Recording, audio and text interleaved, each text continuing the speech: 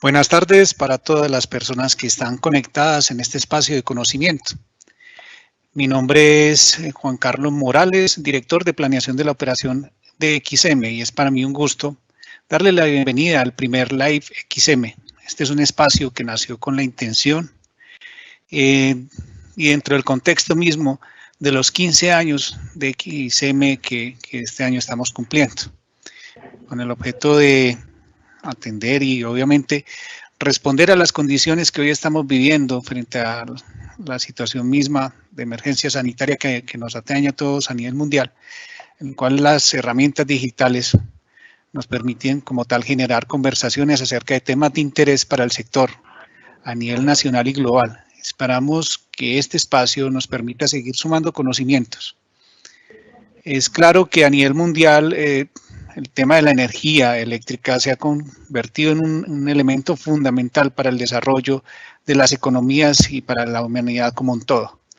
Encontramos distintas formas de generarla a nivel mundial y en particular, pues con el paso del tiempo, el desarrollo tecnológico y la disminución como tal de precios, hemos visto como nuevas fuentes se abren camino para ayudarnos a cuidar el medio ambiente, complementando la matriz de energía eléctrica en todos los países y especialmente llevando a unos nuevos elementos y llevándonos mucho más allá de las fronteras que actualmente conocemos, inclusive sigue llegando a elementos fundamentales como la electrificación de la economía y cómo no encontrar temas de eficiencia energética.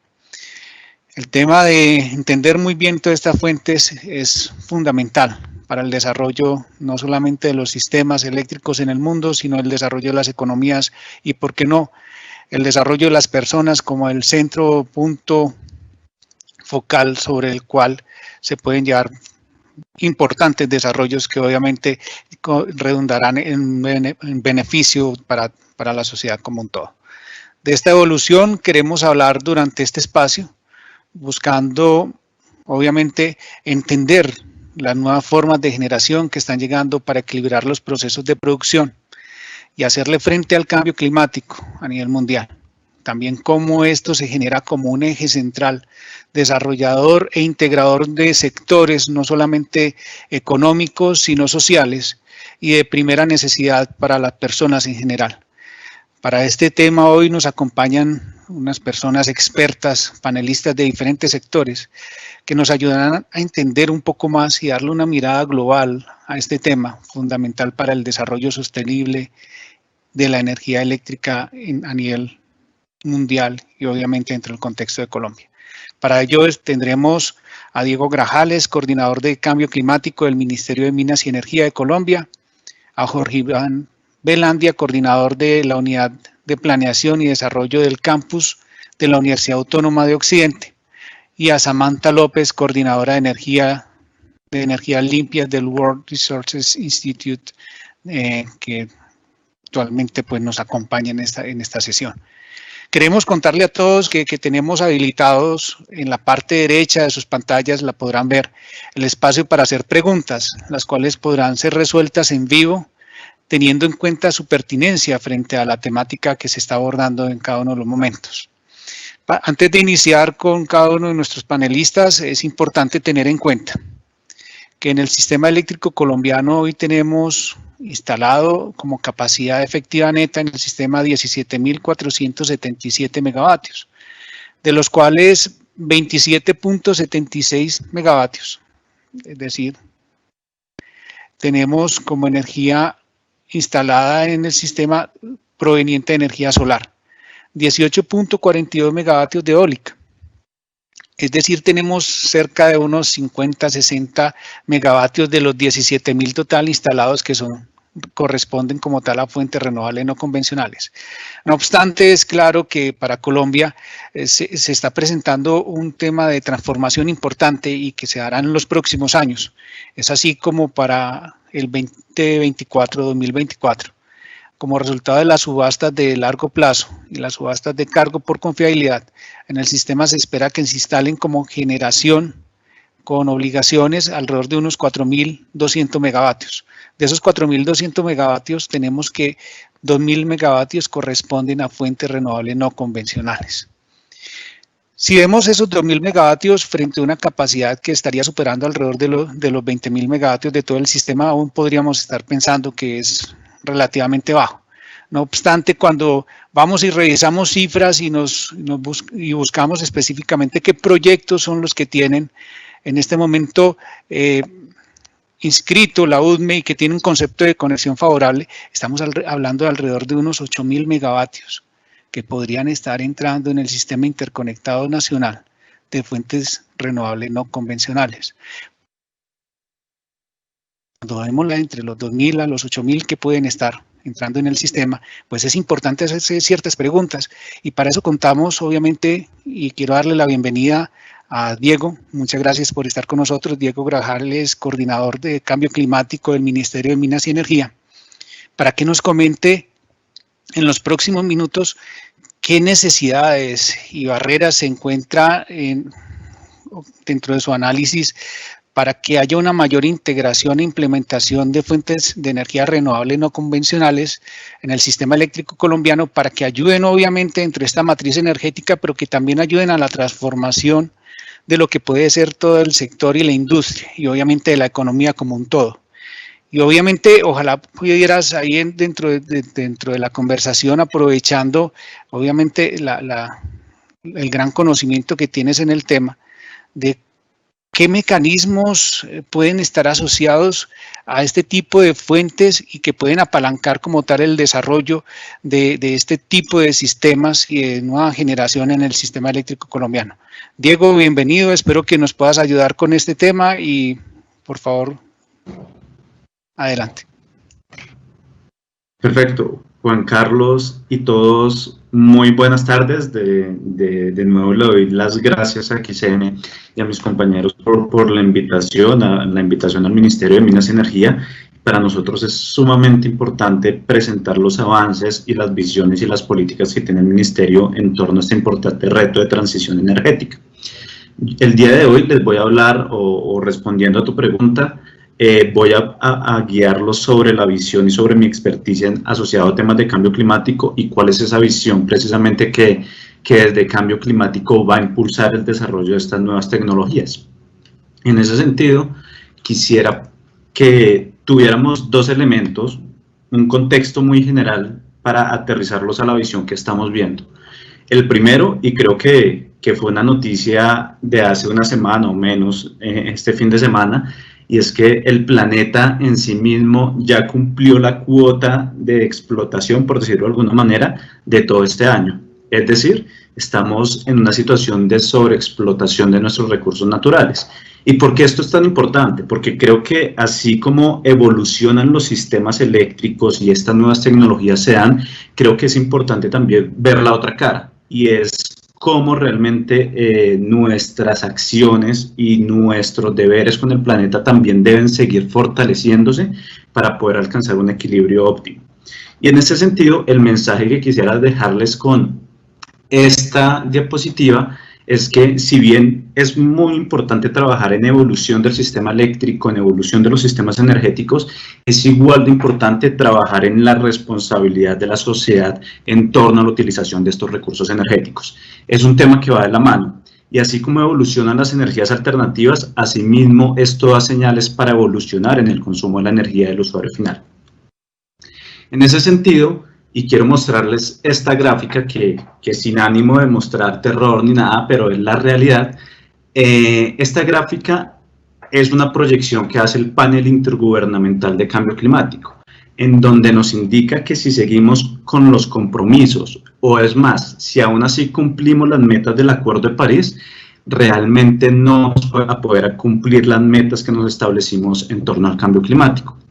Es decir, si seguimos como vamos, con buenas intenciones, vamos a sobrepasar los 1.5 grados centígrados. Esto quiere decir que en temas climáticos es casi que una línea de no retorno y una matrícula condicional para la humanidad para los eventos de cambio climático. Y en ese sentido, el sistema energético como tal es de suma importancia. Si bien Colombia tiene una dinámica diferente al resto del mundo, lo cierto es que el sector energético debe evolucionar en tres mecanismos importantes. Primero, aumentar energías renovables, ¿cierto? Mucha más inclusión de energías renovables. Segundo, como decía Juan Carlos, aumento de eficiencia energética. Creo que Colombia tenemos mucho potencial para aumentar eficiencia energética, y no eficiencia energética solo desde el proceso de generación, por decirlo de alguna manera, es eficiencia energética desde la generación hasta la entrega misma de la energía, hasta de la eficiencia en el uso final de esta energía.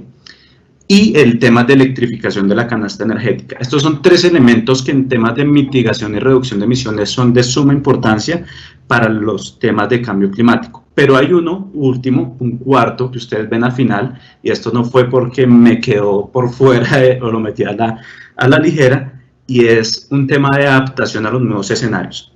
A la vez que estamos pensando en disminuir emisiones, debemos ir pensando en cómo nos vamos a adaptar a esos nuevos escenarios climáticos, a esos nuevos escenarios de demanda energética, a esas nuevas condicionantes climáticas que me van a dificultar o en algunos casos ayudar a la distribución de los energéticos. Y aquí esto es de suma importancia porque nos separamos solo de la relación emisiones, cambio climático, sector eléctrico. El mundo de adaptación a toda esta circunstancia también es de suma relevancia y más para Colombia. Esta gráfica, y sin ánimo de aburrirlos con tantas gráficas y demás, me parece muy interesante. ¿Por qué? Ustedes lo que pueden ver es lo que debemos hacer para lograr una carbono neutralidad al año 2050.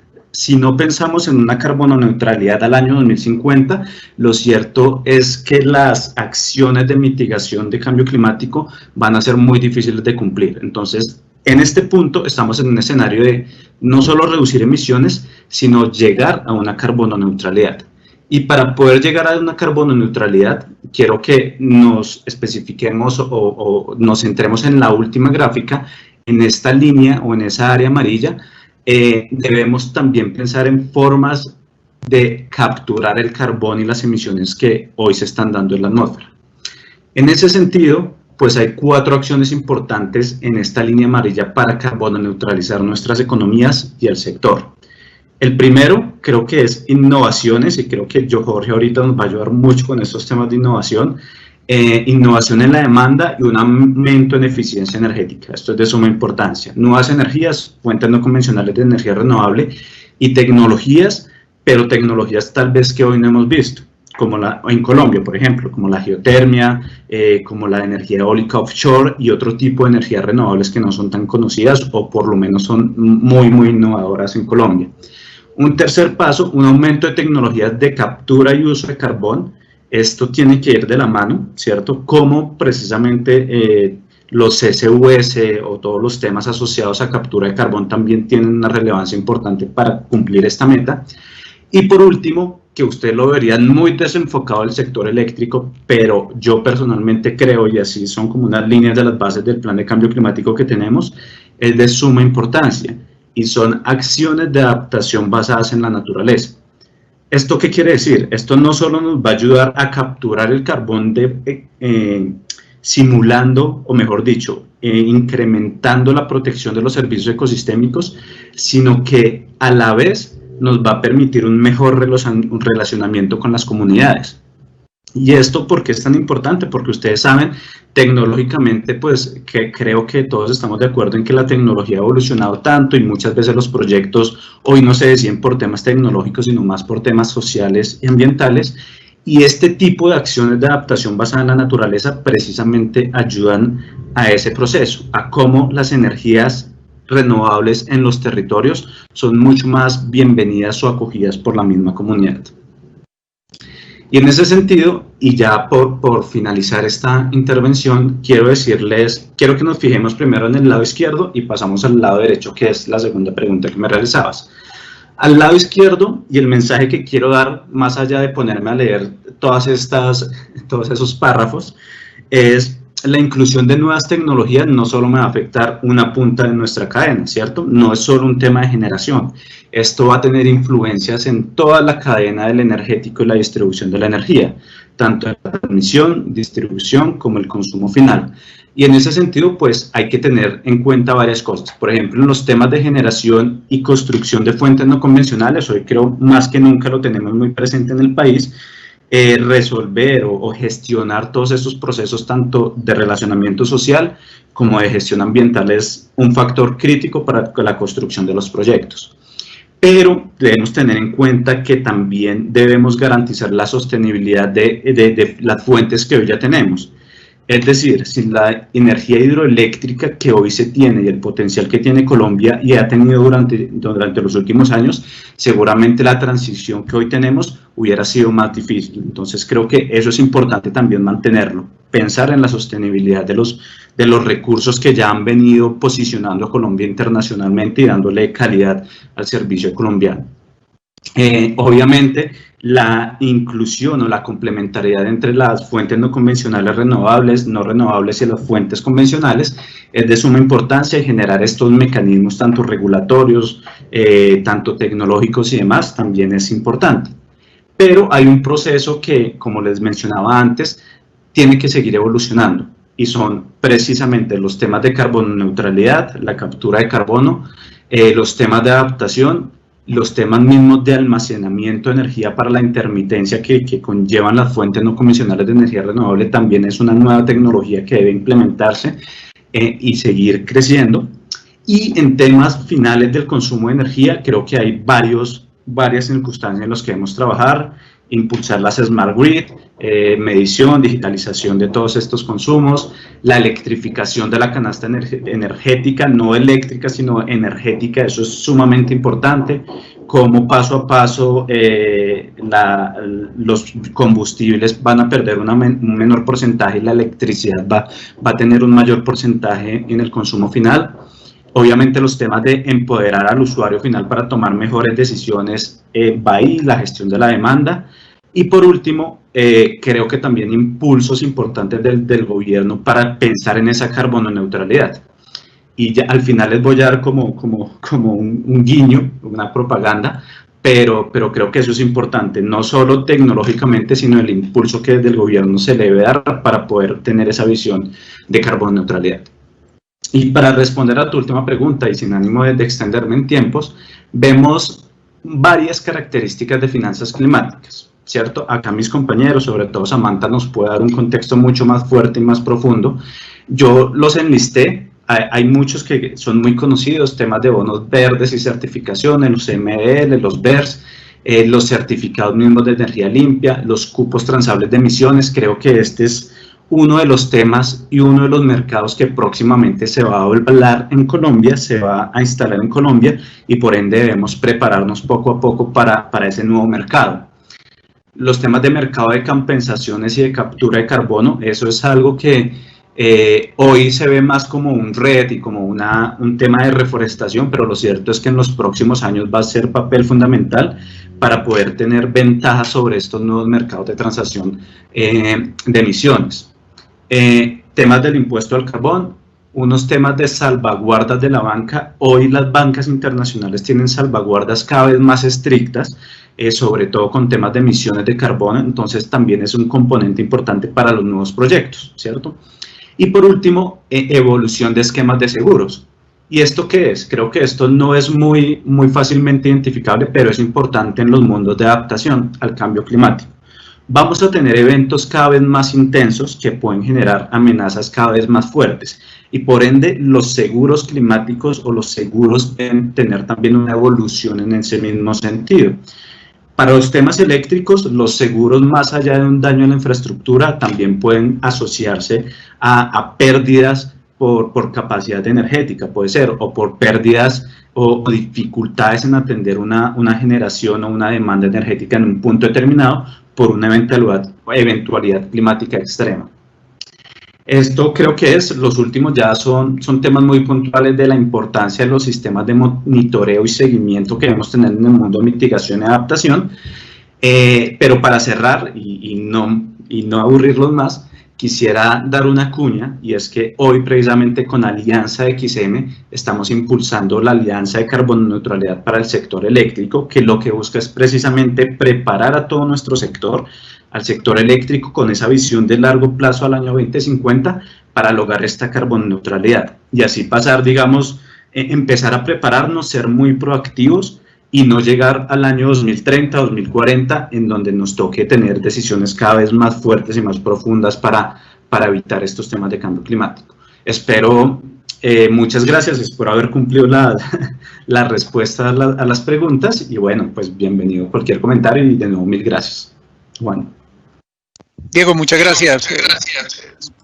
Entonces, pues aquí Diego nos acaba de comentar, nos acaba de dar un recuento completo, porque aquí no solamente hablamos de fuentes de energía renovables no convencionales a nivel del sistema de transmisión nacional y sistema de transmisión regional, que para aquellos que de pronto no estén muy familiarizados con esos términos, estamos hablando de fuentes de energía de gran volumen que se conectan a niveles de transmisión, de alta transmisión, con el objeto de que sean distribuidos a partir del punto muy lejanos para llegar a la carga. También Diego nos comentó de forma muy general aquellos recursos que son conocidos como recursos energéticos distribuidos, los cuales ya están mucho más cercanos al lado de la carga y que ya cambian la dinámica y como tal el comportamiento mismo y el sentido de cómo opera actualmente un sistema.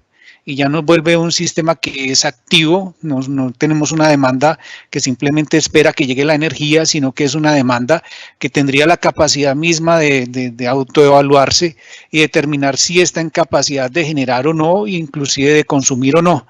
Y eso llevaría a unos elementos importantes de transformación y que obviamente llevarían a unos elementos adicionales de la parte de lo que podría ser el manejo mismo de la eficiencia energética, y obviamente pensando en el sector de energía o el sector eléctrico como un sector o eje dinamizador de otros sectores, podríamos empezar a desarrollar también y a contextualizar lo que se ha denominado como la energización de la economía, que como también Diego nos hacía énfasis, que no es la energización del sector eléctrico, sino de las energías como tal.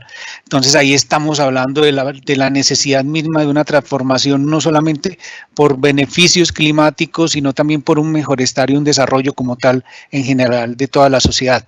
Diego, muchas gracias, la verdad, excelente la intervención, además del cierre particular sobre los elementos que se está evaluando por parte del Ministerio para apalancar como tal el desarrollo de estas energías que, como vimos, va a trascender a toda la sociedad, no solamente desde el punto de vista de aquellos agentes que hemos denominado como generadores, sino también de los consumidores, que empezarían a ser ya elementos fundamentales y activos en el sector.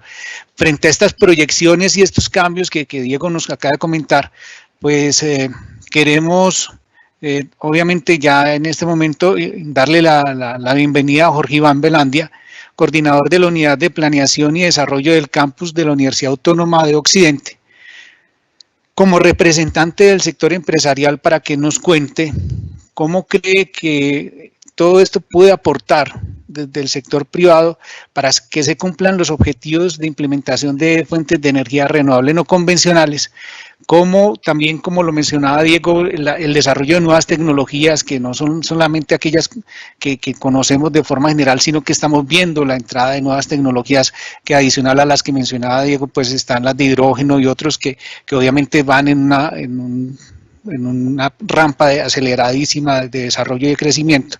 ¿Y qué tipo de acciones está llevando a cabo como tal la universidad o su empresa en general para lograr estos objetivos? Si existen casos específicos, como lo mencionábamos en un comienzo, que nos pueda dar algunos ejemplos, sería bastante importante. Y en particular, pues esperamos que estos minutos contar con toda esta información. Jorge, muchas gracias y de nuevo bienvenido.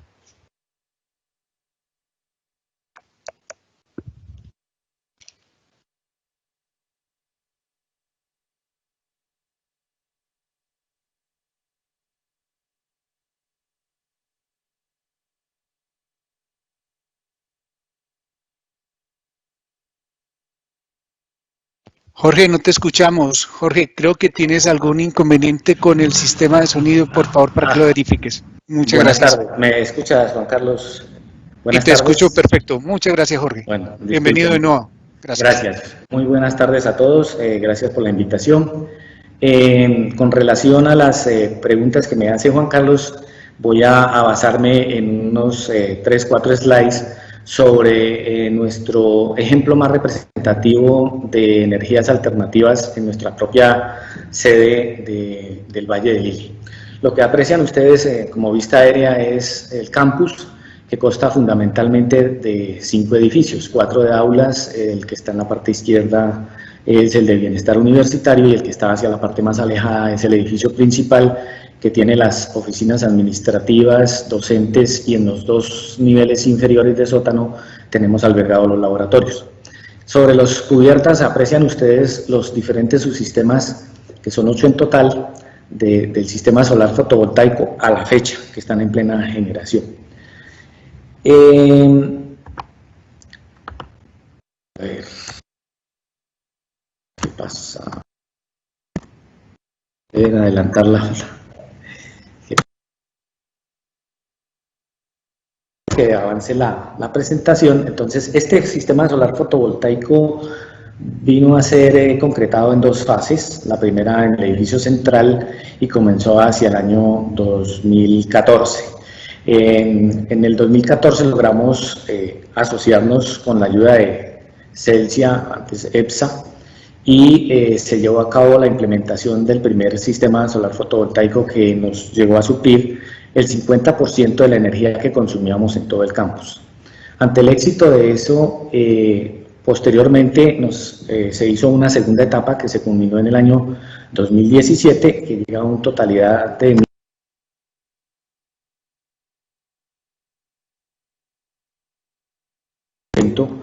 la energía que nosotros consumimos. Digamos que esta ha sido la forma más práctica, más nosotros en este momento tenemos ese gran laboratorio en la sede que nos sirve como demostración a nuestras facultades de ingeniería para ver cómo efectivamente se puede llevar a la realidad un proyecto de tal magnitud y de qué consta, cómo funciona, cuál es su resultado, y ha traído otros beneficios. Nosotros somos una vitrina no solamente para nuestra propia comunidad universitaria, sino para diferentes entidades, digamos, a nivel local y educativo. Vienen inclusive hasta colegios, digamos, de secundaria, y los podemos subir a la cubierta del edificio principal. Tenemos adecuado para mostrarles la realidad de este sistema. Este ha sido fundamentalmente un gran pilar para para la producción ambiental de la universidad. O sea, la universidad se caracteriza por ser una institución educativa que en todo su campus y su comunidad se ha preocupado por el medio ambiente. Nos destacamos a nivel nacional, americano e internacional por estos logros, y hemos no solamente caminado en la parte de la implementación, sino como con grupos de investigación. Tenemos también otros laboratorios, digamos, enfocados a conseguir o a realizar investigaciones sobre, por ejemplo, producción de energía geotérmica, los principios para llegar a producir energía eólica, la convencional, la hidráulica y, por supuesto, la solar. Cada uno de estos frentes tiene docentes a su cargo, estudiantes de pregrado y posgrado dedicados a buscar resultados de carácter investigativo. Básicamente, los beneficios, digamos, que han traído, no solamente desde el punto de vista económico y de producción, porque nosotros la energía generada por nuestro sistema la pagamos un poco más económicamente, de acuerdo a un convenio que se tiene con Celsia, sino que también, por ejemplo, el hecho de montar cubiertas, o sea, de montar algo sobre la misma cubierta de los edificios, hace que las cargas térmicas, sobre todo, por ejemplo, sobre las losas del edificio central que dan a oficinas, se reduzcan en radiación solar, que se traduce en una carga térmica adicional para el aire acondicionado. Entonces, por ejemplo, allí las máquinas de aire acondicionado debajo de esos techos cubiertos pueden ser un poco de menor capacidad, y por ende estamos ahorrando en uno de los mayores consumidores de energía de los edificios. Otro beneficio adicional que tuvimos es que nosotros aprovechamos áreas de parqueaderos que eran descubiertas, las cubrimos para montar los paneles solares y en un clima cálido como es este y soleado de la ciudad de Cali logramos que los docentes y directivos, por ejemplo, algunos estudiantes puedan parquear sus carros debajo de estas instalaciones. Entonces se favorecen los carros, hay comodidad para la gente, hay confort en las oficinas y estamos recibiendo pues un beneficio de energía. Como todo, digamos, el llevar esto a cabo no fue fácil porque hacia el 2014 las inversiones por la tecnología y lo nuevo de los sistemas era un poco complejo en cuanto a retornos de inversión y sirvió mucho la alianza con Celsia porque fue el motor financiero que nos ayudó y nos planteó una muy buena estrategia económica para que pudiéramos efectivamente llegar a concretar lo que hoy día tenemos. Digamos que para nosotros el mayor beneficio de haber tomado de haber creído en esa apuesta de montar el sistema ha sido la buena imagen que hemos conseguido a nivel, como les decía, local, nacional y aún internacional, como una universidad que se preocupa por favorecer el medio ambiente, mejorar su huella de carbono. Y hay otros programas como por ejemplo el uso adecuado y racional del agua, el tema que mencionaba anteriormente Diego con relación a ser más eficientes en el uso de la energía final. Entonces nosotros nos hemos preocupado porque, por ejemplo, nuestra iluminación pasara de incandescente y de sodio a LED, estamos ya en un 95%. Tenemos, por ejemplo, hicimos un cambio en el edificio central de nuestros chillers de agua fría y pasamos de chiller que producían 1.1 kilovatios por tonelada a 0.86 kilovatios por tonelada. Eso se traduce fundamentalmente en cerca de un 25 o un 30% sobre el valor de la factura general de todo el campus. Recordando que el aire acondicionado es uno de los consumidores más fuertes de energía. Por ejemplo, en el caso de los equipos de bombeo se ha implementado la opción de implementar variadores de velocidad y eso hace que pues se logre aprovechar estos elementos para ahorrar energía y trabajar a un mejor punto de operación, todo yendo a ese puntico de eficiencia. Y la idea de nuestro departamento de Ingeniería y Mantenimiento en la parte administrativa de la universidad siempre ha sido el buscar mejorar cada vez más, aunque se va cortando la brecha entre lo que uno quisiera y lo que realmente consume, pero lo hemos logrado frenar ese crecimiento lineal y creciente que teníamos de energía y lo hemos logrado achatar y hemos logrado mantenernos con muy buenos resultados. Eso como para redondear el tema de lo que hemos hecho en la universidad actualmente. Muchas gracias. Jorge, muchas gracias. Pues la verdad, ver la foto de la universidad hasta provoca ir a estudiar allí en la universidad, la verdad. Sí, qué pena. Pasó, tenía otras dos diapositivas, algo pasó, se congeló la imagen, me excusan ustedes, pero bueno. No, todo estuvo perfecto, Jorge, especialmente porque no lograste mostrar cómo estos cambios van a llevar a grandes transformaciones, ¿cierto? Y esto no es una situación que se esté presentando aislada solamente en el Valle o en esta parte del país, es una situación que la vemos tanto en la parte de Antioquia, la vemos en toda la zona oriental, con empresas que obviamente vienen trabajando en este tipo de iniciativas y todo el potencial que existe en la parte norte de Colombia con la generación solar, que podemos entrar como tal con unos niveles y factores de planta absolutamente importantes en cuanto a lo que tiene que ver con la producción de energía solar en el sistema. Y obviamente vemos cómo los techos se están convirtiendo en un elemento fundamental para la explotación de nuevas fuentes de energía y obviamente para la transformación misma de lo que estamos conversando aquí en este punto.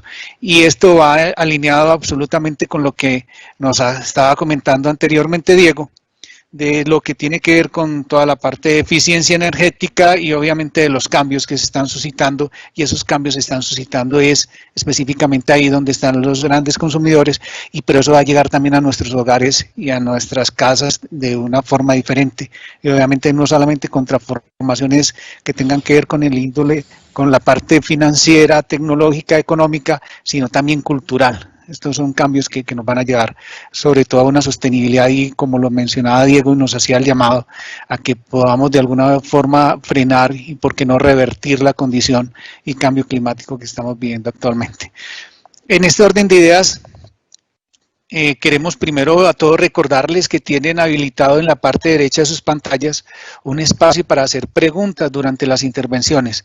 Bienvenidas todas las preguntas, y en este momento pues, es importante no solamente quedarnos en el ámbito nacional, sino que es necesario esto darle como tal una mirada global. Es un tema que está obviamente trascendiendo, y pues en caso particular de Colombia llega un tanto después de la ola que ha pasado a nivel mundial, y para eso invitamos a Samantha López, coordinadora de energías limpias del World Resources Institute, con el objeto de que nos cuente cómo ve este tema en Colombia y qué mecanismos o incentivos de mercado voluntario conoces para la implementación de este tipo de fuentes renovables no convencionales. Si nos puedes contar un poco de esa experiencia tanto en tu país como a nivel internacional, y específicamente también sobre lo que se conoce como certificados de energía limpia, cómo se está implementando y aplicando esto en México, y por qué no también hablar un poco de los aciertos y oportunidades que se tienen con respecto a este tipo de mecanismos. Samantha, muchas gracias, bienvenida y adelante por favor. Muchas gracias, Juan, y muchas gracias por la invitación. Y bueno, yo los quería felicitar por la iniciativa, y justo ver cómo estas sinergias dentro de sectores es maravilloso, ¿no? Porque solemos verlo como este ente separado, pero justo está muy conectado con el sector climático y con las metas que se tienen de mitigación. Y bueno, como bien dijiste, yo les voy a contar un poco de los certificados de energía limpia, que en México llevan más o menos 3 años vigentes. Nuestra Ley General de Cambio Climático y nuestra Ley de Transición Energética establecen una meta del 35% de penetración de fuentes limpias para el 2024. Esto después lo retoma la Ley de la Industria Eléctrica, que justo establece en los certificados de energía limpia como el instrumento para alcanzar esas metas de generación. También es importante mencionar que aquí en México es diferente una fuente renovable que una fuente limpia. La definición de energía limpia se dio con base en la cantidad de emisiones de gases de efecto invernadero que tenían las fuentes de generación. Entonces, un certificado de energía limpia no solo lo puede emitir una planta de energía renovable no convencional, sino también, por ejemplo, una planta nuclear, una planta que usa biocombustibles, y también la cogeneración eficiente. Entonces esa distinción es importante. Y bueno, de este lado se ve una gráfica desde el 2018, que fue cuando entró el mecanismo en vigencia. Se han otorgado más o menos 28 millones de CELs. Un CEL es igual a 1 megawatt hora, y todos esos ya están casi asignados. Quedan más o menos 5 millones ahí disponibles dentro del mercado. Después, ¿quién está aquí en México? Este mecanismo sí es obligatorio, o sea, esto no es un mercado voluntario. La diferencia es que usualmente, por ejemplo, en Estados Unidos, los usuarios son también quienes están obligados o pueden comprar estos certificados. Aquí no, aquí los usuarios, si quieren hacerlo, tienen que registrarse, pero en realidad los sujetos obligados son los suministradores de energía, algún usuario que participe directamente en el mercado, o aquellos que se establecen contratos bajo un esquema de abasto aislado, es decir, que no están conectados a la red nacional de transmisión. Fue como esta oferta y demanda, fue la manera que encontramos nosotros aquí en México de garantizar que hubiera una demanda para esa oferta que iba a entrar por la reforma energética y las subastas de largo plazo que eran de energía limpia. Esta obligación se hizo progresiva, es decir, no fue abierto en el sentido de, bueno, yo quiero el 100% de mi generación limpia. Se establecieron mínimos que tienen que irse alcanzando. En el 2018 es el 5% del total de la energía, y así sucesivamente hasta 2020, por ejemplo, que es un 7.4%. ¿Qué características tiene el CEL? En la ley se establece que tiene que tener la matrícula, que es más o menos como un número de serie para tener el registro de quién ha sido propietario de ese CEL, obviamente el nombre, la ubicación de ese CEL y de la central que lo está emitiendo, la tecnología con la que se está certificando ese CEL, valga la redundancia, el nombre de la persona que representa la central eléctrica limpia y la fecha de emisión. Esto es muy importante porque para iniciativas, por ejemplo, internacionales, tienen que cumplir con ciertos criterios para que te puedan validar como que estás alcanzando esto. El protocolo GI, que desarrolló WRI hace ya bastante, contempla esto en el alcance 2. Lo más importante de esto es que los atributos ambientales del certificado tienen que ser propiedad del usuario. Esto es para evitar casos de doble conteo, que por ejemplo en Washington en 2015 en el estado hubo toda una controversia institucional porque hubo un doble conteo, tuvieron que regresarse, cambiar los inventarios que habían hecho. Entonces por eso es como esta atribución de, aunque se cambie la ley, quien tenga los atributos ambientales es quien va a poder decir esto es mío, para evitar justo este doble conteo. También la trazabilidad es importante, es decir, que sepamos exactamente de qué planta está viniendo, justo para evitar esto de,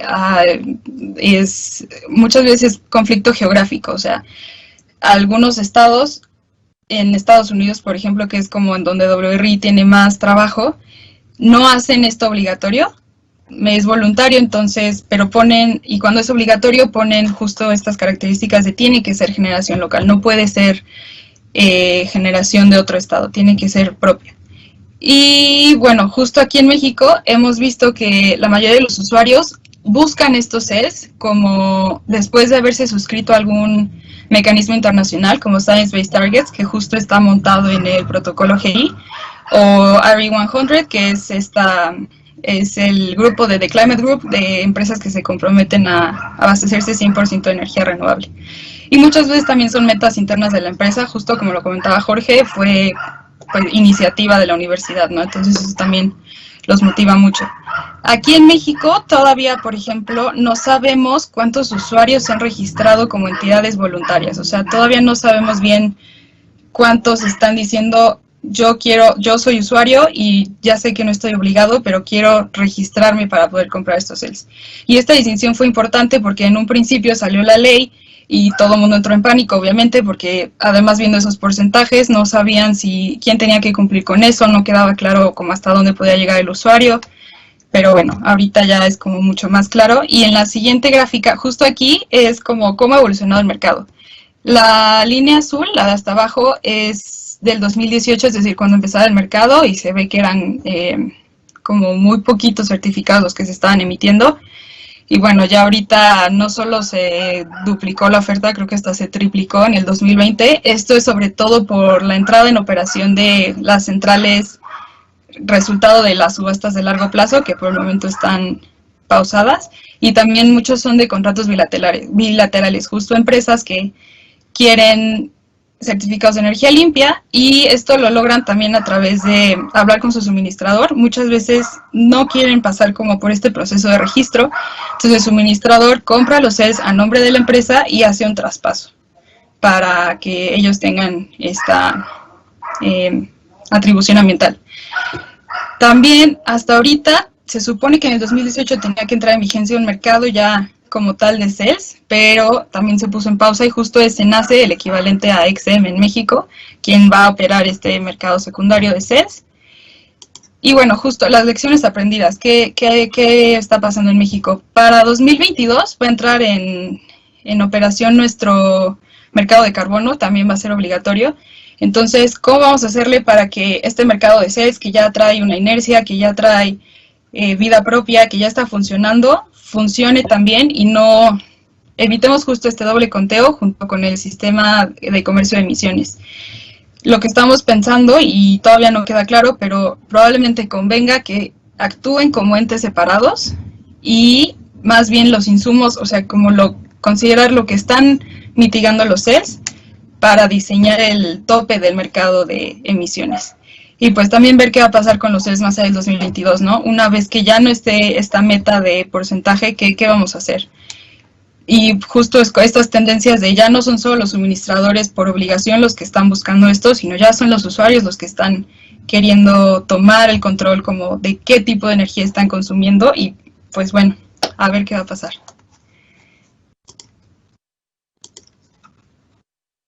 Y eso sería todo por mi parte.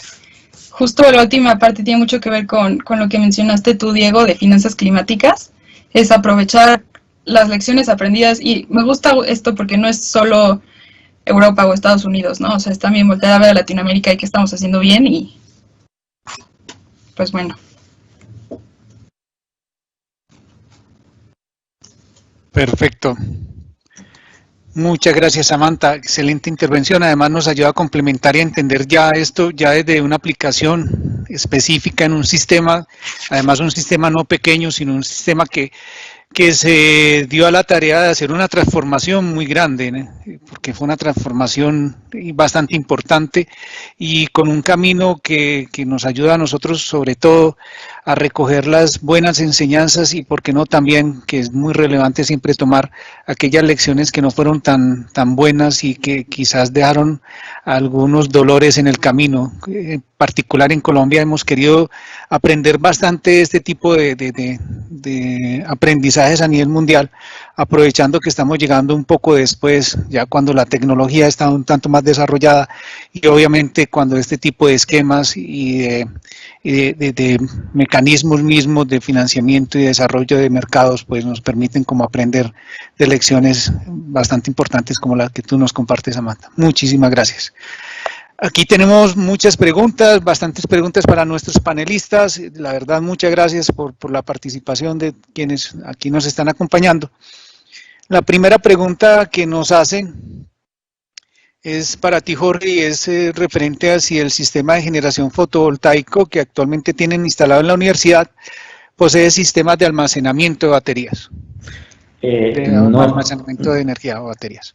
Ok, no señor. El sistema es en línea o on-grid. Nosotros no quisimos meternos en el tema de crear cuartos con baterías para almacenar energía, porque eso tiene otras implicaciones y es que además del espacio, del volumen, puede llegar a, si son ya muy grandes, pueden ser áreas clasificadas, entonces eso necesita una mayor inversión y mayor cuidado. Por tal razón nos inclinamos por la propuesta de hacerlo en línea y estamos satisfechos con el desempeño del sistema hasta el momento. ¿Cómo coordinan específicamente, Jorge, la parte de información de los excedentes de energía solar entre el convenio que tienes con tu proveedor de energía y la comercializadora, si estos son diferentes?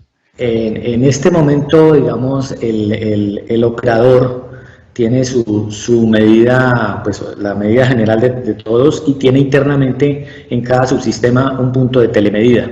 Y ellos hacen digamos, el cruce entre lo que consumimos y lo que genera el sistema fotovoltaico y nos envían vía web eso. Y adicionalmente nosotros como universidad tenemos nuestro propio sistema de gestión de energía y comparamos lo que el operador de red nos envía contra lo que nosotros medimos y nos damos cuenta si estamos bien o hay alguna diferencia y entramos a en ese caso establecer cuál es el motivo de la diferencia. Muchas gracias, Jorge. Diego, en cuanto a la energía nuclear, sobre todo recogiendo un tanto lo que nos mencionaba Samantha sobre energía limpia y cómo se considera, nos preguntan si la energía nuclear en Colombia es una opción de energía limpia y en particular si hay proyectos en Colombia futuro de energía nuclear. Pero Juan, y también esta pregunta iría un tanto para Samantha si podría ser considerado en el caso mexicano. Juan, pues lo cierto es que no hay ninguna norma que detenga la energía nuclear o que la limite, ¿cierto? De hecho, en el marco del ministerio hay un grupo de trabajo que se encarga como de identificar ese tipo de energías y el potencial. Tal vez por costos o tal vez por el potencial que hoy tiene Colombia en otros energéticos, pues lo cierto es que no ha tenido una inversión clara en el país. Y en ese sentido, y cuando uno ve los registros de UCME, que es la señal que a uno le dice cuáles son las energías de inversión y demás, no tengo conocimiento de ningún proyecto nuclear en Colombia hasta en los registros que yo conozco. Tal vez es por eso, no hay ninguna limitante a la energía nuclear, pero creo que tenemos tanto potencial en otros energéticos que tal vez no se ha visto esa posibilidad, pero no es que esté negada. Sí, y bueno, justo en el caso mexicano, solo las plantas que estén bajo la LIE son las que pueden emitir los certificados. Entonces, la única, para empezar aquí en México, la energía nuclear es propiedad del Estado, o sea, solo el Estado puede construir nuevas plantas de generación de energía nuclear. Y la que tenemos, la más famosa, Laguna Verde, no entró en operación, más bien entró antes, entró bajo la legislación anterior, entonces no puede emitir estos CELS. Si se construyera una planta nueva, entonces sí podría emitir estos certificados de energía limpia. Y de hecho, justo esa definición en la ley mexicana en todos lados causa ruido. Hay veces que ni nosotros entendemos bien cómo, por qué se decidió optar por esta distinción entre limpias y renovables. Pero, pues sí, no, tampoco creo que haya planes para una nueva planta aquí en México. Y creo que Colombia, digo, a mí me da envidia la cantidad de hidroelectricidad que tienen, ¿no? Las hidroeléctricas son maravillosas para flexibilizar la red, entonces justo creo que no está mal que no tengan nuclear, más bien aprovechar la electricidad y que esa sea la que le da inercia al sistema. Muchas gracias. Samantha, también nos preguntan a qué precio se comercia en promedio la CEL. La última vez que chequé estaba como en $20 por megawatt hora, más o menos. Ahorita han de estar un poquito más bajos, pero por ahí, como hasta lo más bajo es $12. Perfecto. Nos preguntan también si se ha estudiado en particular sobre la vida útil de los paneles, ¿cierto? Mencionan que en las preguntas que la vida útil puede estar alrededor de unos 20 años y que obviamente a nivel mundial se han presentado algunos inconvenientes o dificultades para la recuperación de los materiales y que sean para que sean reciclables, y a futuro tendremos grandes cementerios de paneles, nos mencionan acá. ¿Qué solución se tiene prevista para este problema? Pues lo haría para los tres panelistas, por favor, si lo han considerado. En el caso práctico, en el caso de Diego, sobre todo porque estamos hablando de medio ambiente, y en el caso de México, en el desarrollo mismo, si tienes alguna respuesta, Samantha, también te agradeceríamos bastante. Entonces, pensaría que podríamos arrancar en el orden mismo que hicimos las presentaciones, Diego, Jorge y Samantha, por favor. Perfecto, Juan. Pues bueno, lo cierto es que eso es un elemento supremamente importante y creo que es algo que debemos tener en todos los proyectos de generación. Los temas ambientales no solo se reducen a los temas de emisión, obviamente es un tema sumamente importante para el cambio climático, pero uno debe ver su generalidad, todo el ciclo de vida del proyecto. Pero en particular, digamos que hoy lo más asociado es toda la política de economía circular, en donde podría tener encaje toda la recirculación de los materiales que se puedan. Claramente hay unos que no se pueden, sino deben disponerse de los paneles. Y yo entiendo que en el marco de las licencias ambientales que se le dan a los proyectos, todos los proyectos tienen que presentar un plan de cierre.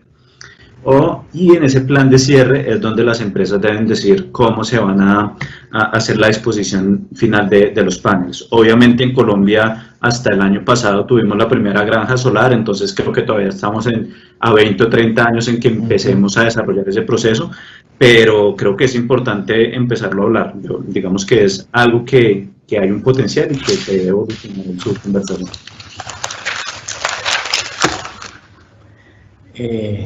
Sí, estoy de acuerdo con Diego. En el caso de nosotros, pues a pesar de que ya llevamos el sistema alrededor de 3-4 años, el proyecto está convenido a 25 años. Entonces, realmente nos hemos preocupado por aprender sobre el mantenimiento, sobre mantenerlo funcionando y operando. Pero la verdad es que todavía no hemos pensado en esa disposición final de esos elementos.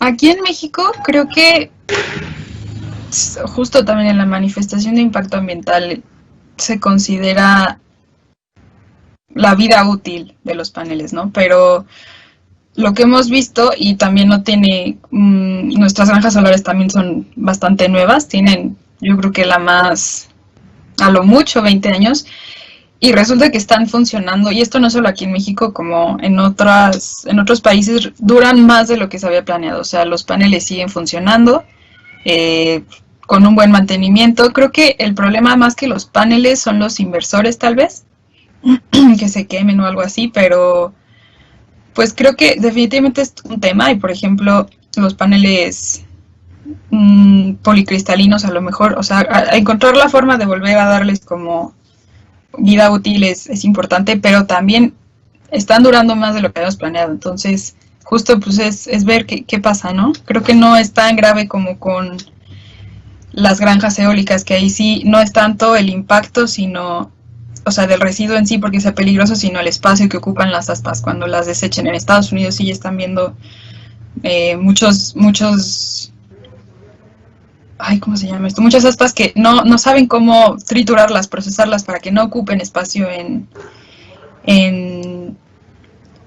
pues sí, en el suelo, ¿no? Que es el impacto que suelen tener cuando se desechan las energías renovables no convencionales. Perfecto, no, muchas gracias. Tengo una pregunta. Está para ti, Samantha. Préstale bastante atención porque vas a tener que hacer multiplicaciones y sumas. Oh, por Dios. Y es que teniendo en cuenta que un cel tiene un valor de $20 por megavatio y un megavatio es 0.5 toneladas de CO2, eso equivale a $40 por una tonelada de CO2. Esto es un valor pues que es alto comparado con el bono promedio, que en Colombia está entre 3 a $4 tonelada de CO2, y que en el mundo obviamente pues están a menor precio, pues lo que mencionan acá. ¿Cómo hacer competitivos las CEL teniendo en cuenta el mercado? Es una de las preguntas que aquí nos están haciendo, y por eso te pedí que prestaras atención como para que miraras y tuvieras muy claro los números en tu mente. Adelante, Samantha, muchas gracias. Sí, bueno, habría que ver más o menos lo del megawatt, que eso también depende mucho de la red, qué tan sucia es, ¿no? Pero si consideramos esos números, justo también por eso es que operen de manera separada, o sea, que se creen que un cel no se reconozca como un certificado de mitigación, porque justo pasa eso, se canibalizan entre ellos, la energía obviamente va a ser mucho más cara, le metes mucho ruido al mercado si permites que se compense con eso. Creo que ahí más bien lo importante es, como había mencionado anteriormente, que operen por separado, pero que se hablen entre ellos. O sea, que el mercado de CES esté reportando cuánto se está mitigando del sector eléctrico para que eso sea insumo para el diseño del tope del sistema de comercio de emisiones. O sea, para que no haya ni una sobreoferta de mecanismos de mitigación en el mercado de carbono, ni tampoco se quede corto porque no se alcanzó la meta en el sector eléctrico. O sea, esto ya ha pasado, por ejemplo, en California también pasó mucho, que no sabían si podían usar los CELs, o bueno, los RECs allá para mitigar o no, y se llegó a esa conclusión justo para evitar esta diferencia de precios, este doble conteo, que siempre es un dolor de cabeza. Mejor que operen de manera separada. Entonces, pues sí, entiendo la lógica de es mucho más barato, pero si te están obligando a que estés en los dos mercados, pues ya esa diferencia de precio pues no va a ser tanto un problema. Muchas gracias, Samantha. No sé, Diego, si tienes algo para comentar sobre este tema en particular, si se está evaluando por parte del ministerio y quisieras como complementar ya para el caso de Colombia. No, señor. Yo creo, Juan, que eso es todo un mundo por explorar. Digamos que hoy tenemos precisamente el valor del impuesto al carbón, que como el oyente lo decía, o la persona que lo mencionaba, está sobre los $4 o $5 la tonelada de carbón. Nosotros pero bueno, este tiene un tema de deducción de impuestos si tú demuestras que eres carbono neutral o que neutralizas esas emisiones, y creemos que a futuro con el establecimiento y desarrollo del sistema de cupo transables que está establecido en la ley 1931, pues va a tener una mayor evolución. Creo que ese es como en temas asociados a valor de carbón y toneladas dentro del mercado colombiano, ese es el valor más próximo y el mercado que hoy tenemos. Pero más allá de eso, digamos que el Ministerio de Minas y Energía no tiene una facultad específica en determinar esos valores. Eso es propiedad del DNP y del Ministerio de Ambiente, pero claramente poco a poco estamos trabajando en cómo construir ese mercado de transacción de emisiones. Perfecto. Yo sí voy a aprovechar y me voy a tomar el atrevimiento de hacerles una pregunta. Y sobre todo aprovechando que Samantha pues mencionó California, ¿cierto? Y no puedo desaprovechar tener tres expertos como ustedes acá para como comentarles algo que en los últimos días me ha venido llamando la atención, y es frente a los eventos que han ocurrido en los últimos días en CAISO, California. En particular, pues, frente a las olas de calor y a los problemas de los vecinos que tiene pues como tal CAISO, y sobre los cuales también tenía gran parte de su confiabilidad puesta para la atención de la demanda, pues se han dado unas situaciones en las que se ha venido haciendo cortes de energía de forma, digamos, selectiva y coordinada debido a problemas específicos de potencia en el sistema, ¿cierto?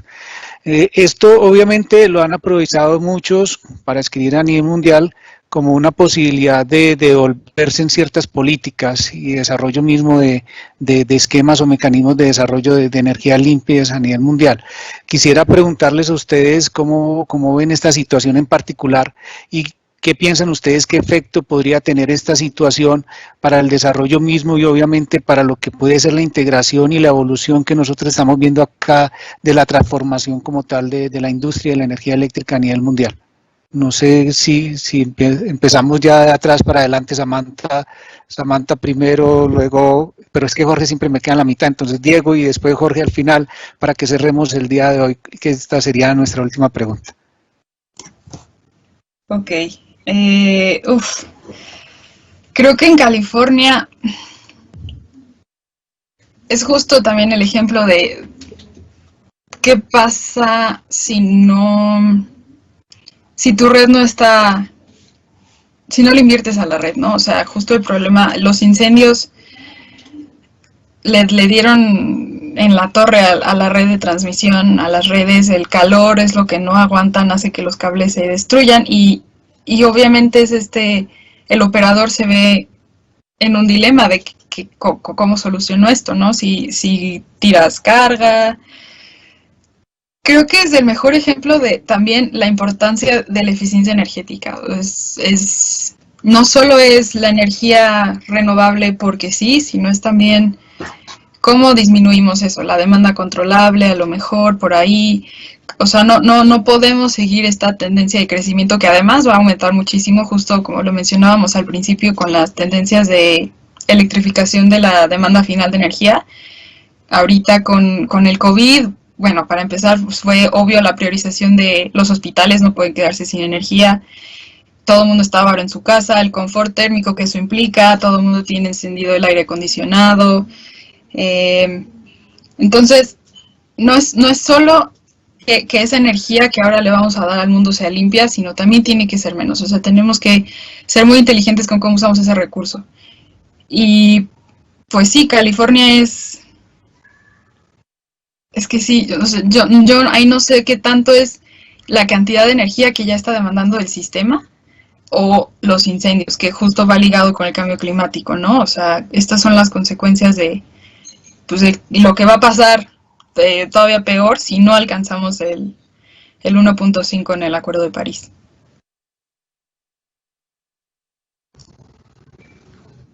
No, Juan, gracias Samantha, porque creo que va muy en línea y creo que, mira, yo vengo trabajando el tema de cambio climático desde hace por lo menos unos 5 años y específicamente en adaptación.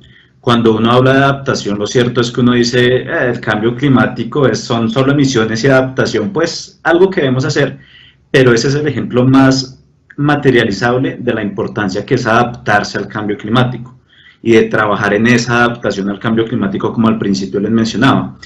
En ese sentido, eso es un riesgo. Digamos que en Colombia, si lo traducimos, nuestros símiles son los periodos de fenómeno del Niño, en donde le ha tocado la hidroelectricidad, no solo en temas tecnológicos, sino en temas regulatorios, adaptarse para poder